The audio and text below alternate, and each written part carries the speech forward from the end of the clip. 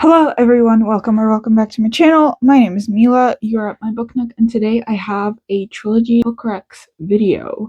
So just to note that some of these I have not finished, but I will be finishing in somewhat the near future, I guess. Either this year or next year or the year after, I don't know.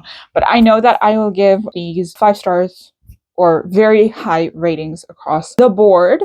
So without further ado, let's just get started. I know that it's a bit of a no-go to sort of recommend series that you haven't fully finished and stuff like that, but I really enjoyed all of these, heavily enjoyed all of these. So I think that I hope that you will heed my recommendation and enjoy these as well.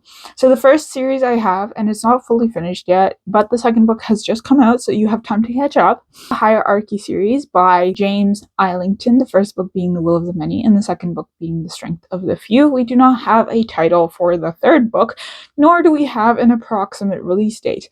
I was an ARC reader for The Will of the Many, and then I did not get an ARC for The Strength of the Few, which kind of sucks because then it all got popular, so I guess more popular people got the ARC, which again sucks because I was a huge fan of the first book. I talked about it all the time, and then it just blew up a bit after its release date, so I'm still kind of salty about it. But the Hierarchy follows our main character Vis, who's an orphan supposedly, and he gets adopted by this person very high in said hierarchy, in said pyramid, so to speak. It's almost like a pyramid scheme. It's almost like an MLM format, anyways, the way that the government sort of works. And so he gets he gets adopted by this very, very prominent figure in the government, and he is sent to this school in order to sort of infiltrate it, figure out what they are hiding, and also figure out what actually happened to the brother of said adoptive father. So, and throughout that, we see sort of Vis grow as a character, and as, I guess, he finds his place in this hierarchy. I'm not going to say too much else. I think the best way to go into it is blind, but I'm sure people have had more coherent synopsis made up. Then we have The Hunger Games by Suzanne Collins. Is anyone surprised at this point? I have a whole vlog of me reading The Hunger Games 2 years ago, I think, at this point. I also read Sunrise on the Reaping and A Ballad of Songbirds and Snakes, although I did actually film a Sunrise on the Reaping, but I only filmed my reactions, and I decided against, I deleted all that footage because I think I lost some of the footage, and I also deleted the footage because I realized that I didn't like the way that it progressed in the vlog, because it was literally just me reading and there wasn't much talking. I did take a copious amount of notes during the vlog, but then I didn't really talk about it. Anyways, it's a whole thing. Hunger Games follows, if you don't know, our main character Katniss Everdeen, who lives in District 12, in a futuristic America, so to speak, called Panem. And District 12 is sort of the mining district, and her sister is reaped for the Hunger Games, which is a televised battle to the death, essentially. And she volunteers for her sister, and thus begins spark of a revolution. If you haven't read it at this point, just go into it. You need to go into it blind. At this point, you can't really go into it blind because the books are everywhere, the movies are everywhere. We just got confirmed date. Well, we didn't get confirmed date, but they wrapped up filming for Sunrise on the Reaping, which is the second prequel, which is Haymitch's game. Anyways, so The Hunger Games. Then we have Emily Wilde. I haven't finished the third book, but I really enjoyed the first and the second. It's just that by the time the third one rolled around, also I got an e-arc of it, but the way that it was formatted was weird, so I never ended up reading it because I would have had to read it on my phone, and that bothers my eyes a little bit. So I do prefer reading on an e-reader, but I didn't have a Kindle at that point, and it was just formatted very, very strangely, and I did not like that. So I didn't end up reading the e-arc, unfortunately. But then by the time the publication date came along, I was focused on other things. I do want to finish it. I think this insane weather is just perfect for closing up and reading Emily Wilde's Compendium of Lost Tales. That's what the third one is called. We follow Emily Wilde, a professor of dryadology, who in the first book goes to this a distant Scandinavian coded village, question mark. I'm not sure if it actually says if it's in like the Scandinavian countries, but it's Northern Europe, right? Like Northern Europe, right? Where it snows, 9 months out of 12 of the year, right? So it's very cold. And she goes to study Fae there to write I believe like either a paper or a thesis or whatever. And then her rival comes in. She's got some secrets. And the second book, in the same vein, said rival tags along, and we are on another adventure. Then we have Jade City by Fonda Lee. In this case, I haven't even read the second or third book.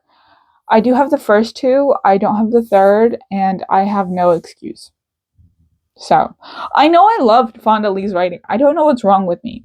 But Jade City, we follow these two families that are sort of controlling this, I believe it's an island, or like it's a city, right? They're controlling the city, and they're sort of rival clans, so to speak. And they have the ability to use Jade to enhance their abilities to like fight and stuff like that. And before, Jade used to only be based on like being able to use Jade was only based on like your blood, right? So you had to have the specific blood, the specific DNA to be able to wield Jade without it affecting you. It's almost like a drug in a sense.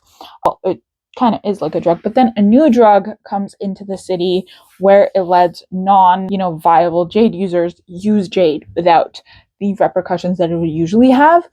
And so tensions rise and things slowly fall apart. Then we have the Kane Chronicles. I don't talk about the Kane Chronicles as much as I talk about like Percy Jackson or Heroes of Olympus or whatever. But I remember really enjoying the Kane Chronicles, and I do want to reread it, so maybe that'll be a 2026 project. And the Kane Chronicles follows our two main characters, Sadie and Carter Kane, who find out that their families are, in a way, magicians. That has to do with like Egyptian deities and the Egyptian pantheon.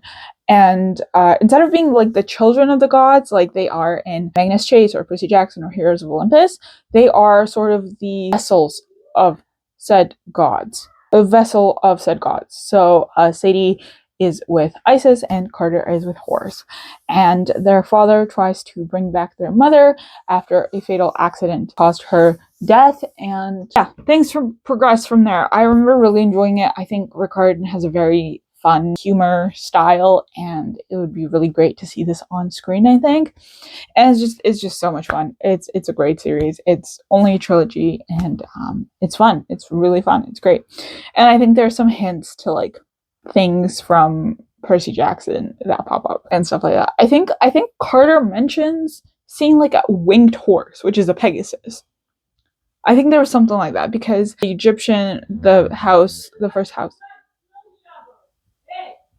first house of like magic or whatever is like in Brooklyn, question mark, whereas Percy Jackson is not in Brooklyn, so they're in like the same city, question mark. I don't even know how the city of New York really functions, but anyways, like if you tell me something's in Brooklyn, something's in Manhattan, I do not have a mental map of it. I don't know if that makes sense, but yeah, so that is Kane Chronicles. Then we have the Sabriel.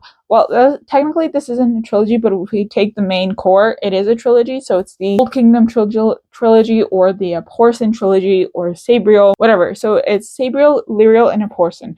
And as I've said many times before, this is a fantastic YA trilogy that's fantasy, and it follows in the first book, Sabriel, which is sort of a standalone on its own. Like you can read it and then be done, right? But for Lyriel and Aporson, you do have to read them one after the other, and then you can go back to Sabriel.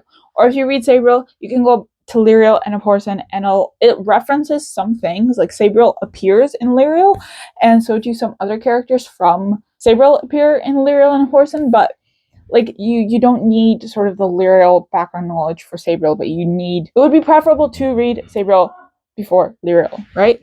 So yeah, so Sabriel follows our main character, Sabriel, who is an Aporson, which is a necromancer, except instead of raising the dead, they put the dead down. right? So they put the dead to sleep, and she receives a distress call from her father, and so she has to grapple with the fact that she might become the next Abhorsen, because her father is the current Abhorsen. So she has to sort of come into her own as the necromancer in this world. Really fun series, so ahead of its time. Garth Nix is a fantastic writer, and the audiobooks, Tim Curry narrates the audiobooks, and his Mogget which is one of the cat character, one is a cat character. Fantastic, just so good. It's phenomenal, truly. Then we have the Poppy War. I have not finished The Burning God. I refuse to finish The Burning God. I got spoiled back when it came out as I was reading it, and I have not picked it up since. I do want to do a reread. I need to do a proper reread and finish The Burning God, right? So the Poppy War follows our main character, Rin, who finds out that she is the last in this line of, so to speak, people with powers who can commune with the gods from a very specific island. And this is based on the Sino-Japanese War, the Opium War and stuff. And there is a chapter famously known as Chapter 21. And it is incredibly, incredibly brutal because it mirrors the rape of what happened in Nanking. And it's horrifying to read. It's truly horrifying to read. So please check trigger warnings. This is I really enjoy the series. I know that Kwong tends to be a very mixed feelings author for some, and I remember being like, I don't know, 17 and reading this book and just being awestruck by it. I was so in love. I devoured the Poppy War. Then we have Mistborn by Brandon Sanderson. Again, I have not finished. I read the first 2 books, right? I've not finished the 3rd book, but that's because the 2nd book was really slow for me, and that sort of made me tip off the 3rd book, although who knows, maybe I'll reread it one day. Take a shot of water every time I said I'm gonna reread a series. Anyways, so Mistborn follows our main character, Vin. It's Vin, right?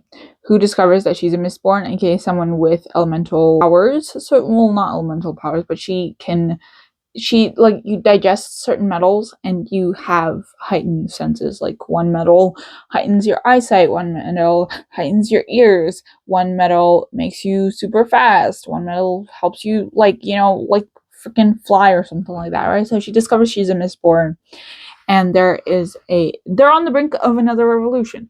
They're on the brink of tearing down the big bad, and there's a heist. Simply put, I feel like saying that there's a heist doesn't fully encapsulate the insanity that this series is. And then lastly, we have Lord of the Rings. Is anyone surprised? Do I really need to go into this? Lord of the Rings, phenomenal, like wonderful series, just truly above anything else. I cannot stress enough how much I love the series with like my whole heart. And it's just, every time I reread it, it's just something new pops up. Like it's truly phenomenal. The movies are phenomenal. The books are phenomenal. The world is just so phenomenal. And that is it for this video. I will see you in the next one. I hope you enjoyed. Let me know your thoughts down below. Check out this video next for more book recommendations. And I will see you in the next one. Follow me on all my socials. And subscribe if you like this video, as usual. And I will see you once again in the next one. Happy reading!